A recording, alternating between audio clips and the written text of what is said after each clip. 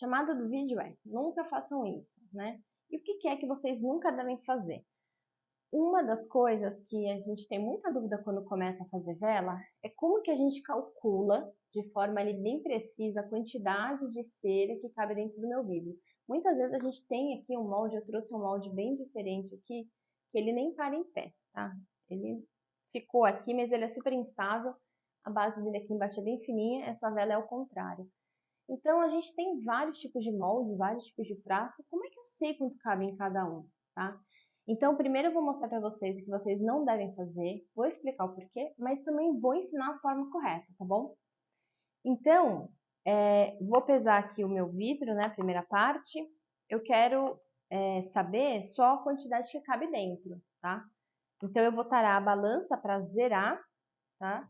E vou vir com água aqui até a marcação que eu faria de cera, né, para ter a mesma proporção. Vou colocar tudo aqui. E aí cheguei no valor, 120 gramas, nossa, acertei. Não, você não acertou. Se você transformar essas 120 gramas do peso de água que você tem e achar que derretendo 120 gramas de cera vai dar a mesma coisa, não tá certo. Por quê? Porque a água ela tem um estado muito mais ralo, mais líquido do que a cera. Então, se você colocar 120 gramas de cera nesse copo, não cabe, tá? Não cabe. Esse copo não comporta 120 gramas. Aí eu vou provar isso aqui para vocês, tá? Então, nunca a gente pode fazer isso. Achar que o peso que deu aqui no meu recipiente cheio de água é a quantidade que eu vou usar de cera. Tá errado. Não podemos fazer isso. Nem por aproximação isso aqui não dá certo, tá? Esse copo aqui, ele comporta, ó, esse aqui tá bem cheio, ele tem meio centímetro só de respiro aqui, que seria para tampa, acho que a tampa talvez nem caiba, mas justamente eu quis fazer para mostrar para vocês a diferença, tá? Essa vela tem 100 gramas, 20 gramas a mais aqui não cabe. Então, é para vocês verem. Então, para um recipiente pequeno que cabe 100 gramas, vocês vão estar desperdiçando mais 20, né? Porque era o peso que tinha dado aqui, né? 120 gramas. Foi o peso que a gente encontrou, né? Vou tarar de novo para pesar ele aqui. Foi 120 gramas que a gente chegou. Então, assim, não dá certo, tá? Você vai acabar desperdiçando. Isso quando você fizer só uma vela, são 20 gramas. Uma quantidade maior, o desperdício vai ser muito maior. 10 velas, por exemplo, são 200 gramas que você vai desperdiçar, tá?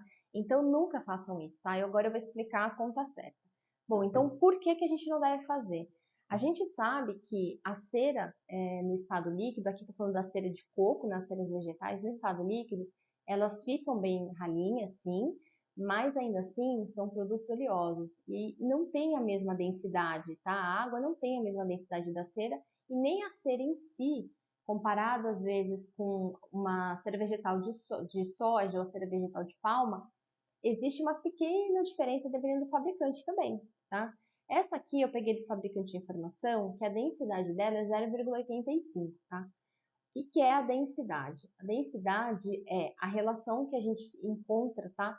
Entre a massa e o volume desse material, tá? Porque a gente está trabalhando com ela sólida e eu preciso saber o líquido, né? Não consigo colocar ela aqui dentro, não vou fazer uma vela para depois saber o peso, né? Então, a forma facinha de fazer isso aqui, tá? Vou tirar a água daqui. Forma correta. Coloco na balança, vou tarar, até que tudo certo. Zerei, que eu quero saber só o líquido. E aí eu vou vir com o líquido até a altura que eu quero saber, que eu vou trabalhar da cera. Por quê? Dependendo do frasco, dependendo da tampa que você trabalhar e até do tipo de pavio, por exemplo, pavio de madeira, ele tem que ter um recuo maior, principalmente se tiver tampa, porque ele não é flexível, né? O pavio de algodão até você dá uma entortadinha ali, mas não é legal. Então, trabalhe sempre deixando pelo menos 1 centímetro, tá? Aqui eu só usei o tanto de água que já tinha, mas eu gosto de deixar 1 centímetro, tá? Aqui tem meio, é muito pouco. Eu trabalho com tampa de madeira, a tampa de madeira fica um pedaço dentro do vidro, então eu gosto de deixar pelo menos 1 centímetro de recuo. Bom, o peso aqui deu o mesmo que da outra vez, 120, tá? Só que não é essa a informação final.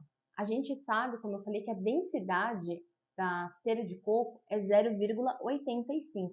Então é só isso, gente. Eu vou multiplicar o peso que der pela densidade da cera que eu estou trabalhando. Neste caso aqui, cera de coco. Então eu vou fazer 120 vezes 0,85. E eu vou chegar no valor de 102 gramas.